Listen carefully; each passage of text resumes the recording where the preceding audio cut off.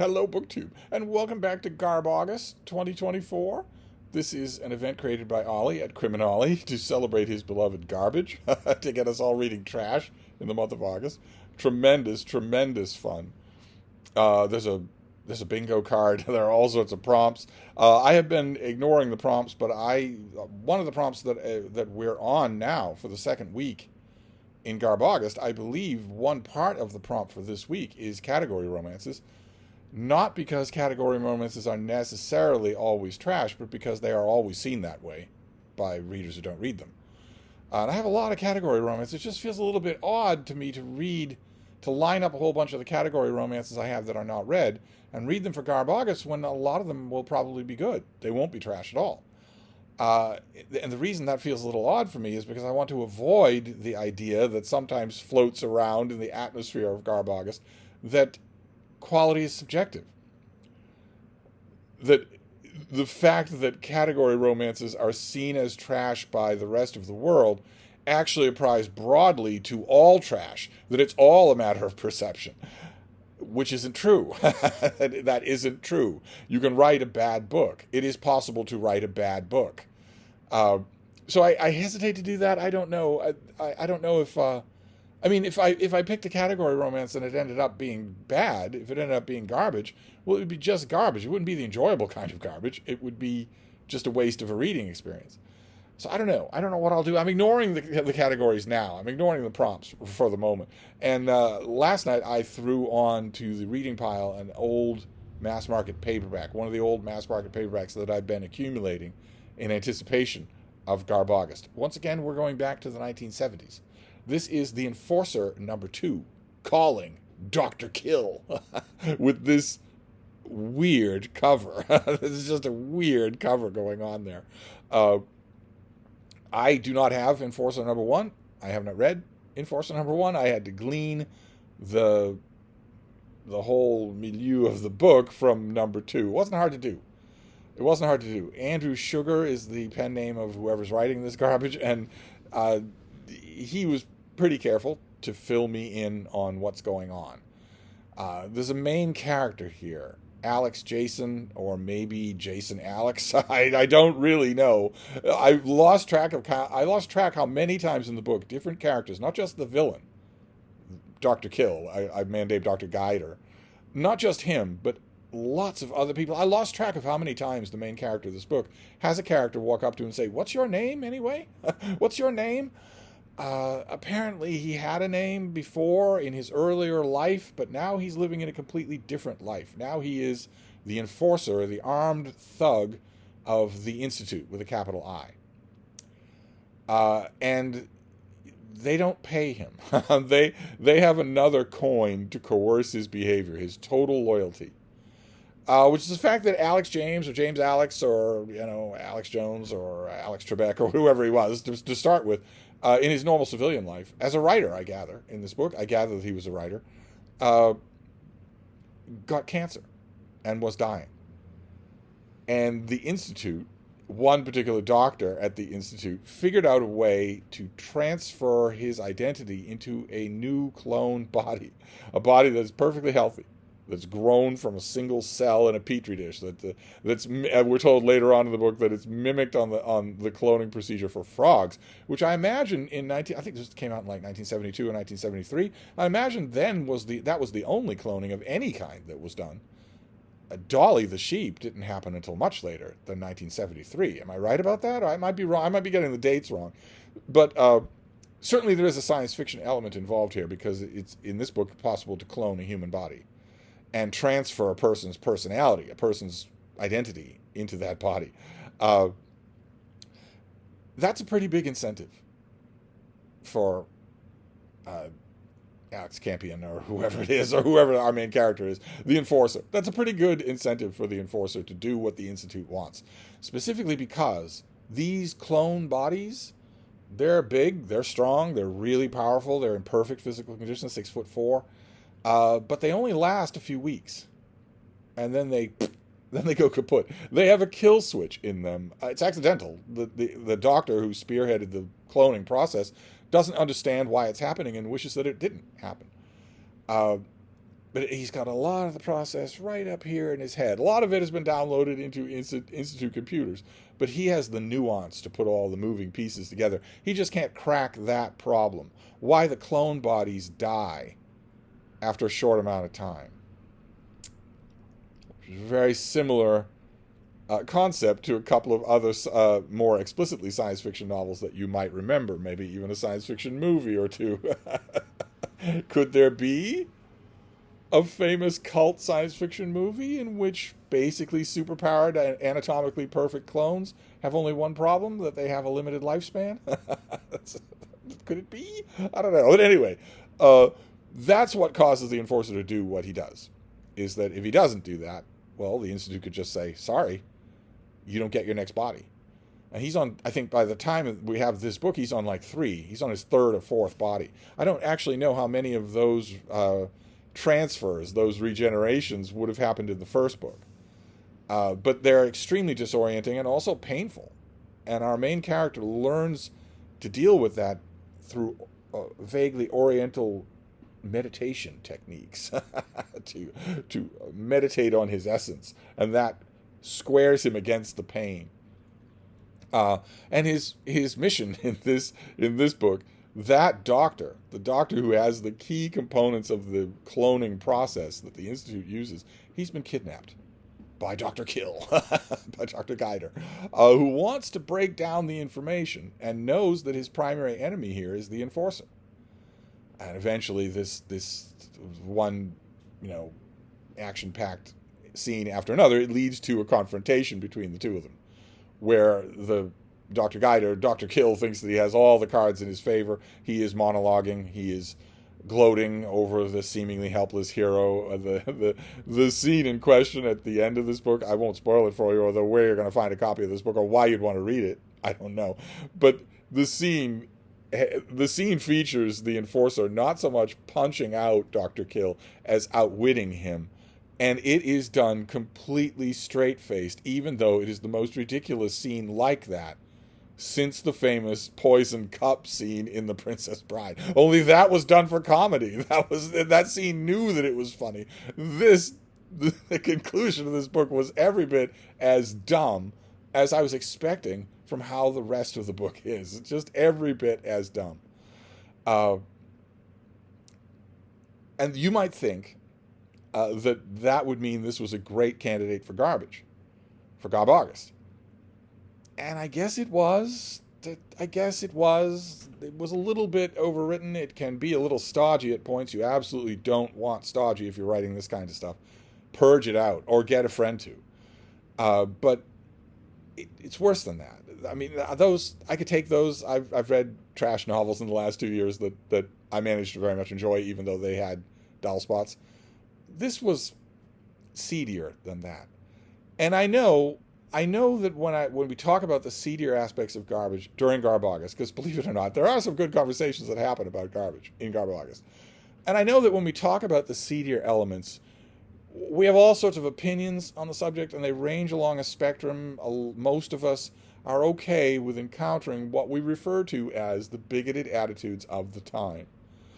We're okay with encountering those in a book on the periphery of the book, because these people were writers of their time. They were writing to an audience of their kind. It wouldn't have crossed their mind in the early 1970s. It was a far less socially enlightened time than now.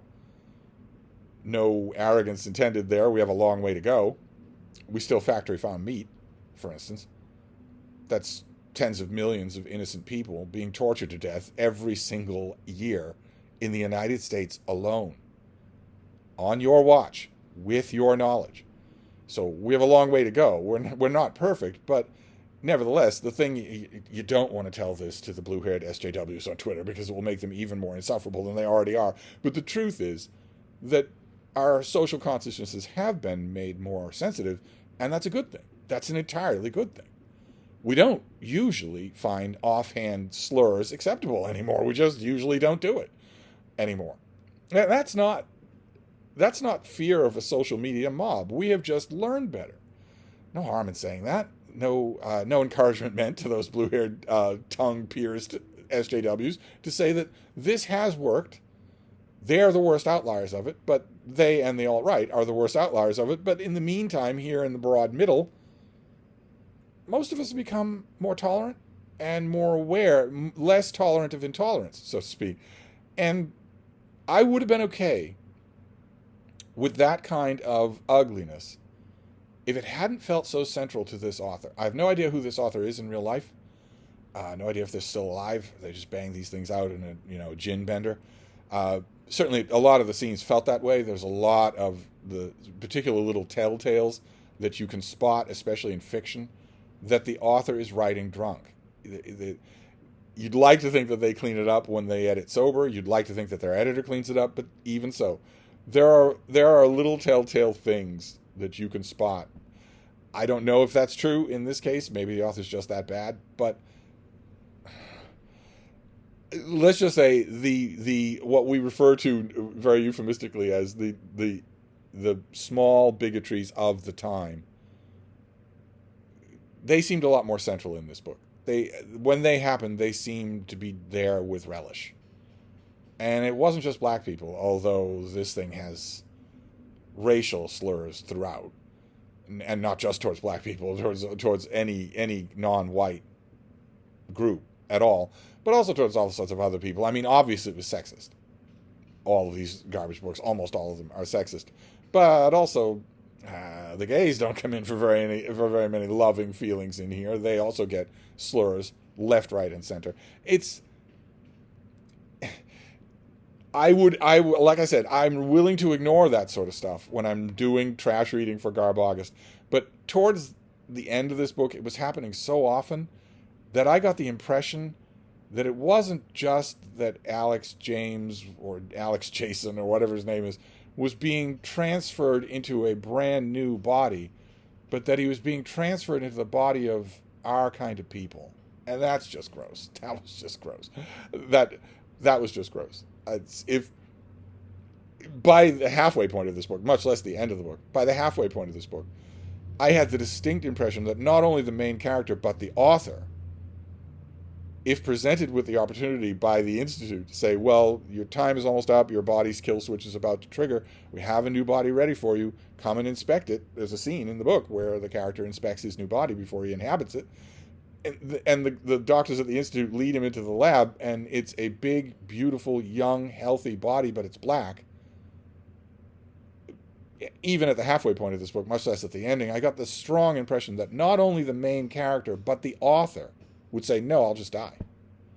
And that's when the period bigotries of the time creeps a little bit too close to the center stage, and it sort of spoiled it for me. It's a silly, hammy, over-the-top idea. It has real potential. I have no idea how many books are in the Enforcer series, but the idea that your gunsel, that your thug, that your operative is taking on his missions literally to stay alive, that has potential. I like that as an idea. I just didn't like... I ended up not liking how it was executed at all. And I was playing along. I was saying, okay, all right, well, you're writing a fairly competent action thriller and you've got a good premise. Maybe you're a bigoted SOB. I'll just have to... I'm not going to live in this book for the rest of my life, so I'll just have to put up with it for a while and see if maybe you can please me with a crackerjack ending. And there is an action sequence at the end that's fairly well done, but the ending just made me laugh. That's all. And not in a good way. Not in a complimentary way to the author. It just made me laugh. It was ridiculous. So there you go. I don't know that I would call this a Garb August success. I don't know that I would. It's certainly garbage, but it ended up being a little too close to the kind of garbage that none of us like, that none of us want to like. That's... if you see what I mean. And I think if you're doing Garb August, you probably do see what I mean. It's one thing if stuff like that is on the periphery of the book, decidedly on the periphery. Think of, well, I always hesitate to call any pulp literature garbage because Michael K. Vaughan might be listening. He's an enthusiastic participant in Garb August, but he doesn't like his beloved pulps being referred to as garbage. But Surely there's no other. Surely it's not unfair to call the synthetic men of Mars garbage. Surely that's not unfair. I don't know. I don't know. I want him to come back here for a visit, so I don't want to bash his favorite stuff. But if you read, let's say, The Synthetic Men of Mars, or in my case, you reread it for the 200th time, you're going to notice that. You're going to notice exactly what we refer to as, euphemistically, as the bigoted language of the time. It'll be a different time, it'll be almost 100 years before this book, but you'll notice it. You'll notice it. But in Edgar Rice Burroughs, in almost all of Edgar Rice Burroughs, it's decidedly on the periphery. You can ignore it. You can ignore it. It wasn't important to Burroughs, and so it's not important to the book. And here I didn't get that impression at all. It didn't stop me from reading the book. Even when that kind of crap is important to the author, it usually doesn't stop me from reading the book. Or I wouldn't have reread Gone with the Wind 2 or 3 times, to use the most prominent example. It is, I know a lot of Gone with the Wind fans. I know there are a lot of Gone with the Wind fans out there in the booktube world, as well you should be. It's a hell of an entertaining novel. But there is no way to read Gone with the Wind without thinking, without realizing that Margaret Mitchell isn't just indulging in the bigoted language of her time. She's a virulent racist. There's no way that you can avoid it by the way it's done. Same here. Same thing as here. Where it's not just the number of times that it comes up. It's not that the whole book is about that. It's the way it comes up when it does. Where you feel like the author likes this. They're not just using the parlance of the train or the commuter rail. They like it. And that kind of ruined this for me. So I don't know what I'm going to do tonight. Do I go back to Kindle Unlimited? Self-published book on Kindle Unlimited might be garbage, but it will be written by someone who's living in the present day. So it won't have any of this crap in it. It might have other crap, but it won't have this kind of crap, the kind of crap that was bothering me in this book. Or do I go to another one of these old paperbacks, even though I run the risk? Even though I run the risk of encountering it again. And I'm asking that question rhetorically. Of course, I leave my email on every video, and you can box with me as well. And we're in contact, and I love that about BookTube. I love that these are not just me standing up and doing a monologue and then going off stage to my ski chalet. And I know already the emails that I'm going to get. I'll be amazed if it doesn't happen. I bet I get at least a dozen emails in response to this video saying, we know exactly what you should read tonight. Synthetic Men of Mars. And if that happens, I will. But I don't know. I have a lot of these things to read, so we'll see. We'll see. I'm having a blast. I'm having a blast. I want to stress that because if you're just watching these videos, especially for the first time, you might think from my track record that I'm not enjoying Garb August, because a lot of the stuff that I've been reading has not been very good in ways that I know garbage is not very good anyway, but garbage in ways that I don't want my garbage to be. But that doesn't matter. I'm still having a blast. I'm hearing from a lot of you for the trash that you're reading, so that's great as well. So I'll wrap this up for now. Let's hope the doctor is out. Let's hope that Dr. Kill is out. Because I did not enjoy my consultation. But I'll wrap this up for now. But I'll be back. Thank you, BookTube.